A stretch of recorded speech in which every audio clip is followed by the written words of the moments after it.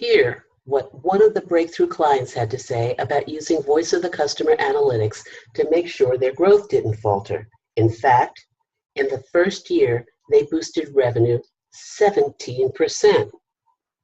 Justin Doyle was part of the original Xerox team that used the voice of the customer to deliver bottom line results.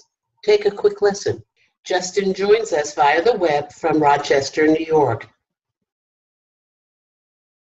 Justin Doyle, thank you for being here and agreeing to answer some questions about your participation in the Xerox K through 12 program.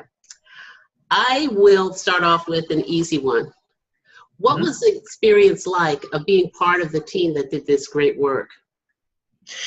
It was great. It was very nice to be part of a team that was able to work on a project that was full of insight, right? So as a traditional marketer, a lot of times in the technology space, which is where I work, we are relegated to talking about the features and benefits of technology. So it was really nice to look at our marketing challenge from a different perspective and think about the customer and what their experience is like from the other end of the process.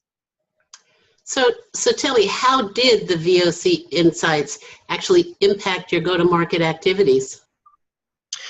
It shaped them quite a bit, actually, and it's shaping them currently on future projects. So traditionally, or what we thought our problem was, is that people within education just couldn't afford the products we had to offer. So Xerox sells a lot of products in the K-12 market, which was the focus of our project. The challenge is those products are monochrome or black and white.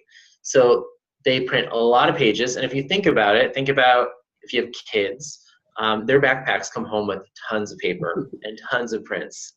Those prints are almost 100% in black and white, which is great, but it's not very profitable for Xerox or for any print manufacturer. So we were looking for a way to penetrate that market with our color offerings, which are have much higher margins, and this was a way to do it. So how did the learnings that you were able to capture in the VOC process actually impact the organization as a whole? It changed the way we thought about marketing. So in a lot of ways, marketing was a follower of engineering in the past, meaning our engineers would develop a new product or work on a competitive set of offerings compared to what our competition was doing. So it was almost like an arms race, right?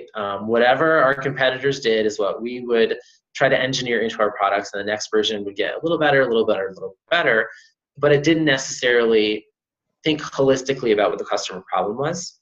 So when we used VOC on this project in particular, we went out and we got to talk to the actual customers in the education market to say, is this kind of product set the product that will solve a problem for you? You know, we have 10 different offerings. Which is the right offering based on your actual needs on a day-to-day basis, and what are we going to make an impact with? That resonates a lot more strongly with a customer, and it makes a marketing pitch that's a lot more compelling than here are the features and benefits of our latest and greatest. When you were talking with those potential customers, did you actually ask the question, look at these 10 offerings, which one resonates most with you? Yeah, well, first we started with, what is a day like for you? To understand really what is an educator's experience, what are the top pain points, what are the things that keep them up at night. And then when we had an idea of that, when we had, in-depth interview time, extra time, we would say, hey, here are some of the things that we're offering in this space. Are they resonating? Do they make sense? So if I have, a choice of, I wouldn't give them all 10, because we only have so much time during an interview. But if I say, here are 3 or 4, what do you think of these things? Is this something that makes sense in your market?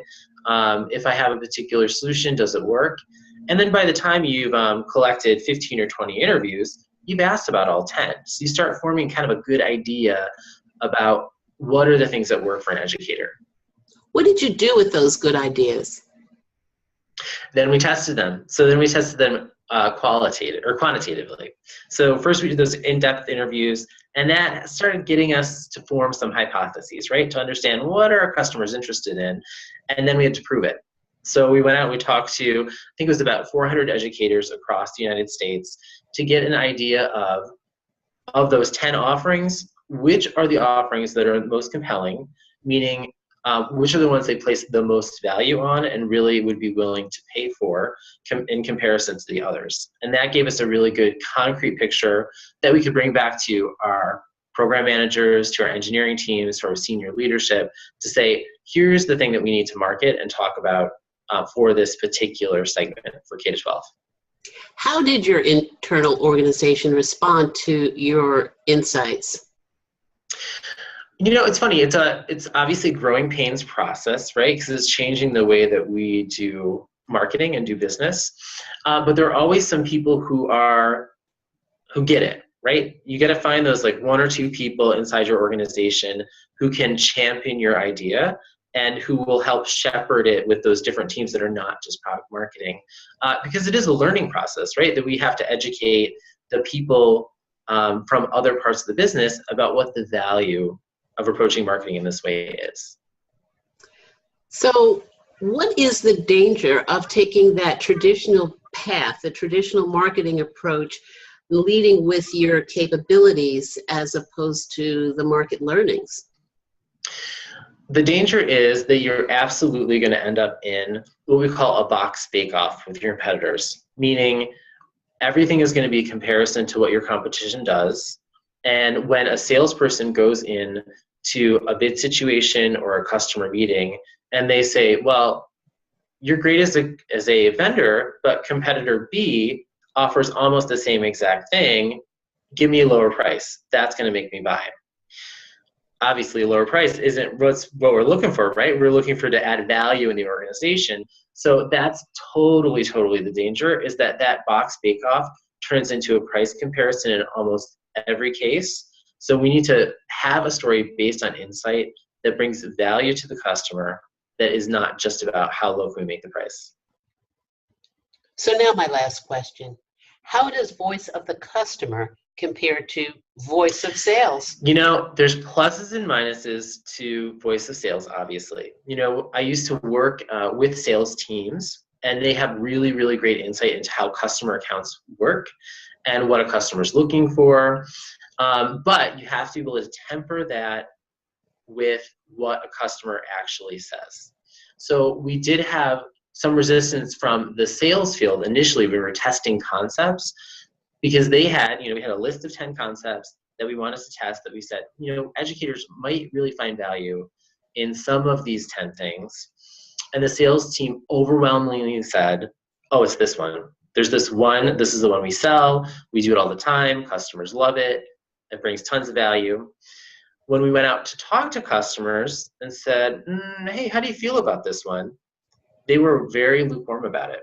So in reality, it was not hitting their pain point. Their pain point was about improving student learning, improving educational outcomes. And this particular solution was much more focused on the business of print, meaning printing yearbooks, printing promotional materials for a school, which isn't inside the classroom. And educators really want to make a difference inside the classroom. So that may have been a driver for some of the people sales talk to, but overwhelmingly, when we talk to educators as a whole, the value was in what can we do in the classroom to improve learning. I noticed when I look on your website today that you have a tremendous number of features to help educators in the classroom. You have templates, you have videos, you actually have special services that you offer in order to enhance service. And what's impressive to me is that those services and even some of the software don't have much to do with printers. Absolutely. Yeah. Well, if you think about a customer journey, a customer buying journey, right? They are 60% of the way about through their purchase decision before they ever talk to a sales rep. So their purchase decision is not driven by what are the features and benefits of this product you have to offer. They are about solving a business problem that they have. So this is where content marketing is exceptionally important, and it's really about help marketing. So how do we help that end customer with their job and help them learn something about their job and their industry that they didn't ever know before? So that's where thought leadership comes into play. which is how we develop the whole idea of improving student learning and substantiating that with information that helps them, as well as building out practical tools and templates that they can use on a daily basis. I mean, that really helps make us sticky in their mind and gives us some awareness in that field that, otherwise they may never have considered us. Justin Doyle of the Xerox Corporation, thank you so much for sharing your experience of working on this team that's done such phenomenal work. From what I understand, sales keep coming in and you continue to make an impact on the bottom line. Thanks for your time.